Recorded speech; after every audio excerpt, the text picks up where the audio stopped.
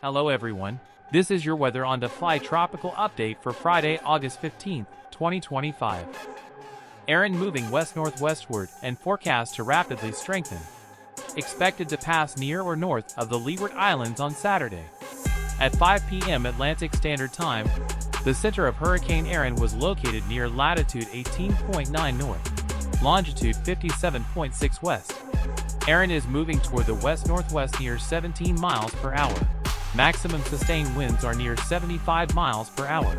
Minimum central pressure is 993 millibars. Hurricane force winds extend outward up to 25 miles from the center, and tropical storm force winds extend outward up to 115 miles.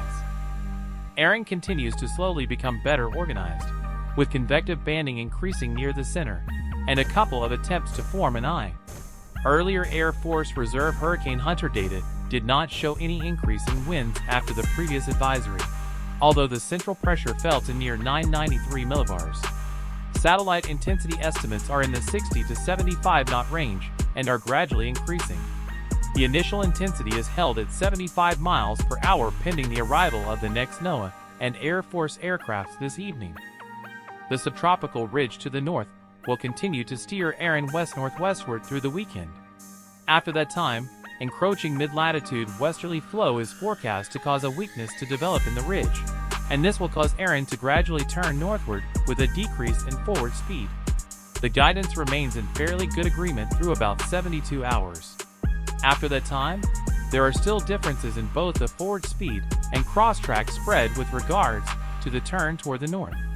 The regional hurricane models again lie along the western edge of the guidance envelope, while the GFS remains on the eastern edge. Erin is forecast to be in an environment of light to occasionally moderate northwesterly vertical shear and oversee surface temperatures that warm to 29 to 30 degrees Celsius along the forecast track. However, there is also a large area of mid-level dry and African dust to the north of the hurricane, and the satellite appearance suggests Erin is ingesting tons of dry air. Although the environment may not be ideal, the regional hurricane models are in excellent agreement that Erin will reach a peak intensity at or above 140 miles per hour during the next 2 to 4 days. Based on this, the new intensity forecast now calls for a peak intensity of 145 miles per hour in 72 hours, and it is possible Erin could get stronger than this. As the hurricane gets stronger, there is a high chance that eye-wall replacement cycles will cause fluctuations in intensity that are not included in the current forecast. It is also expected that Erin will become very large and powerful hurricane by the end of the forecast period in the southwestern Atlantic, and the current forecast wind radii at 96 to 120 hours may not be large enough.